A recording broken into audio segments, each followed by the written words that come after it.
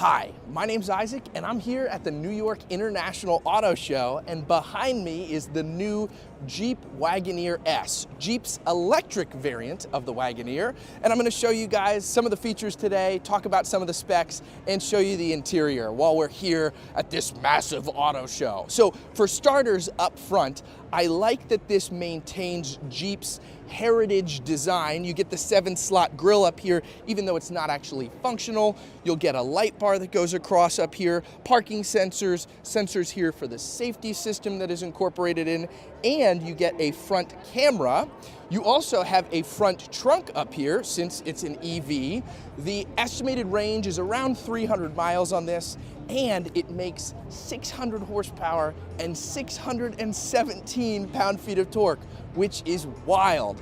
Coming along the side here, you still have that Jeep styling across here. You'll get 20-inch wheels, but you'll see they're a little bit more covered up than normal, though they give you the look of open spoke wheels. That's to help with aerodynamics. Blacked out mirror cap, turn signal indicators.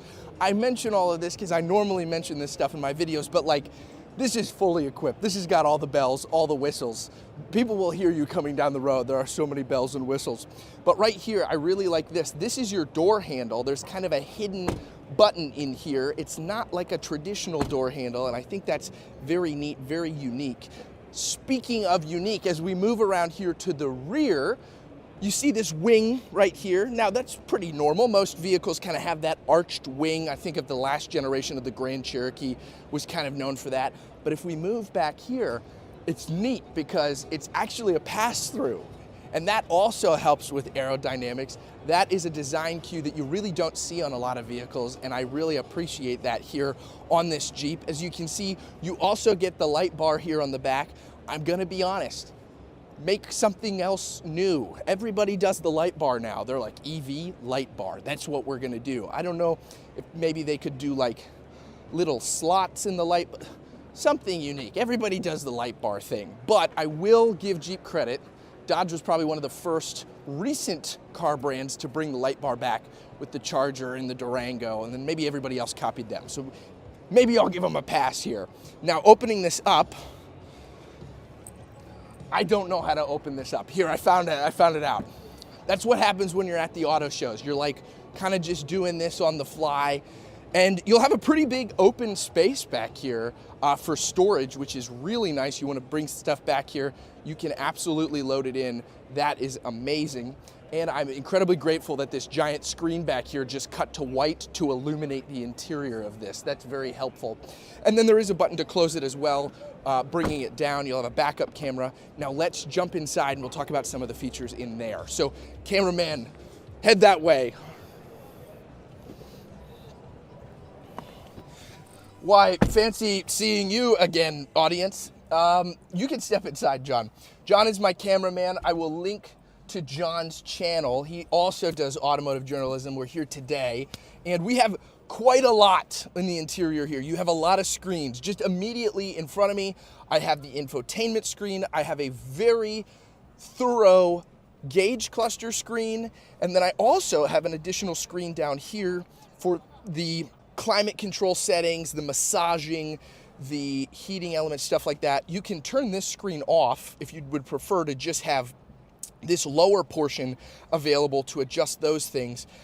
I say this every time I get into a vehicle like this. I don't love when a company incorporates all of its climate controls into the screen, which is what you get here, but it seems like that's just the way it's going, and hopefully those systems will become better.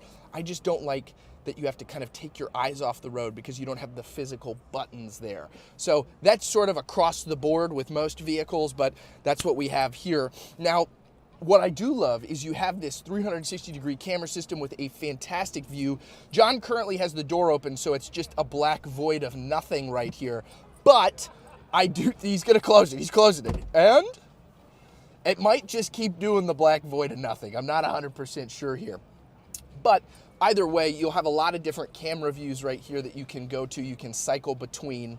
And so it's just a very neat overall experience. There we go, John closed the door. We got it. And so I think that's fantastic. You have a little panel down here that's gonna give you some buttons with some feedback. You'll have heated and cooled seats on the side here and the controls for the tuning, the volume, everything like that.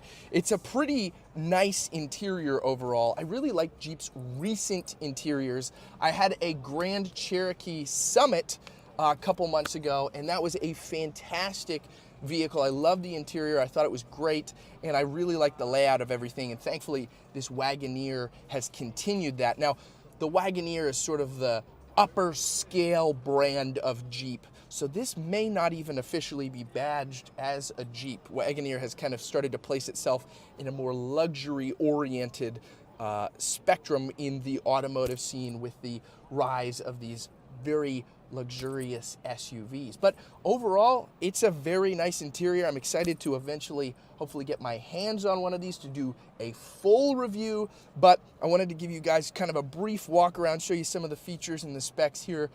Last thing, panoramic moonroof. Absolutely love that. I think that's great. Welcome to the back seats. I forgot to film this all in one take, so this won't be a fluid video, but that's okay. That's kind of what happens when you film at a massive auto show. Regardless, I thought it was worthwhile to show you what you get in the rear seats, especially since I can't drive it in here. That would be dangerous, and the NYPD would probably have some questions for me. Continuing down here, you'll have climate vents in the rear, USB-C, and you do have a fold-down armrest, which I think is fantastic. I am 5'9", and I have maybe 1.5 inches of headroom with where I sit, but I do have probably 4 or 5 inches of legroom with where I would be sitting in this front seat, and it's fairly comfortable back here. I think it's a decently spacious SUV, and I think the overall interior is very nice. So thank you guys for watching this video. I really appreciate it. Let me know what you think of the Wagoneer S, and remember, no matter what vehicle you have, I hope it lasts you a long time and it serves you well.